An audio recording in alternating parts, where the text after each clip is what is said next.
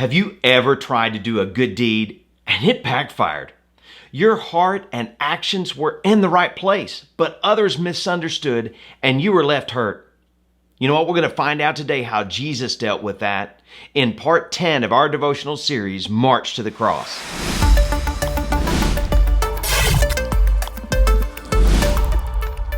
Hi, I'm Alex Ennis, and thank you for joining us today. At Simplify Strategies, we give God-inspired solutions for your personal challenges to help you find your path forward. Today, we look at the man with the deformed hand in our study of the 25 unique persons and things Jesus met on his way to the cross and resurrection. Your path forward key takeaway is this: Jesus will ask you to do the one thing you cannot do. Listen to Mark 3, 1 through 6 as it describes the scene in our takeaway. Jesus went into the synagogue again and noticed a man with a deformed hand. Since it was the Sabbath, Jesus' enemies watched him closely. If he healed the man's hand, they planned to accuse him of working on the Sabbath. Jesus said to the man with the deformed hand, "Come and stand in front of everyone." Then he turned to his critics and asked, "Does the law permit good deeds on the Sabbath, or is it a day for doing evil?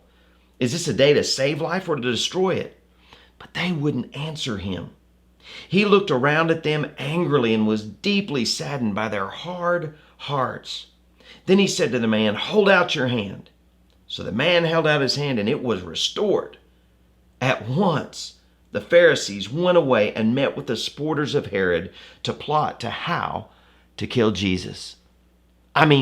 Talk about no good deed will go unpunished. But have you ever planned or been part of a surprise party for a friend and someone else felt like they got left out? You swore to yourself never again. Why? Because it seemed like no good deed should go unpunished. If you had been there when Jesus performed this miracle, I think you would have gasped. I know I would have. A man in church has a deformed hand. Further, Jesus brings the man into the middle of the crowd at church. He then asks him to do the unthinkable. Stretch your hand forward. At that point, I am alarmed by Jesus' request. While you and I know the end of the story, they didn't. The man hasn't been able to do that for years, maybe even his entire life.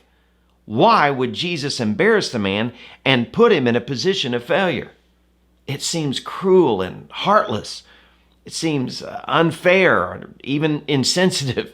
He asked the man to do the one thing he simply cannot do. Have you ever felt that way? Like Jesus asks or demands the impossible from you? Maybe you're going through that right now. You know, Jesus could have taken care of this miracle in some other location, but he does it at church, in the middle for everyone to see. I wonder how the man heard the command from Jesus.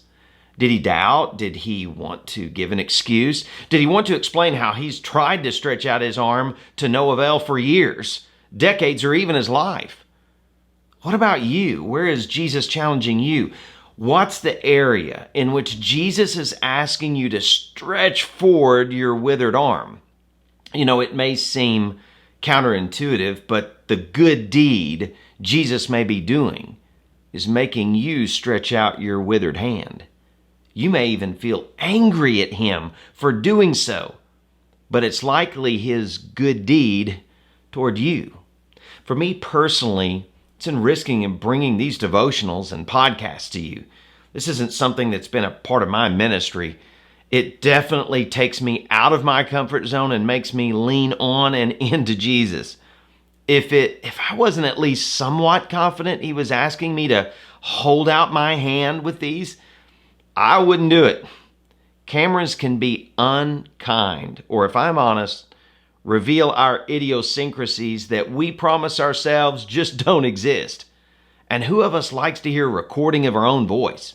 It's not the way we hear ourselves in our head, so to hear a recording back makes most, if not all of us, cringe. Here's what I've had to learn. Jesus' calling is his enabling. If he calls you into it, he will enable you to do it. Does that mean you'll have zero struggles and, just kind of be natural or even have supernatural ability? Well, I don't doubt that he can, but for the most part, our growth demands a trust in him and a work on our part. So what is it with you? Where is he asking you to hold out your withered hand? Put it in the comments section below so I can pray for you and for others to pray for you as well. Hey, I'm really excited to announce to you that we have launched our Simplified podcast. They serve as a real-life scenario around much of the themes we discuss in our devotionals. Our first podcast is with David Murphy, who was a fantastic Major League Baseball player, but had to deal with, what do I do after baseball? He was challenged with a new opportunity that he just didn't see himself doing well at, but he has. In other words, he had to stretch out his deformed hand. Make sure you check that out. You will find the link in the description below. Make sure you like, subscribe, and hit that bell so you don't miss our next devotional on Jesus' family conflict. Sometimes we kind of forget or gloss over the fact that Jesus had an earthly family, but he did, and you're going to hear about the conflict. See you next time.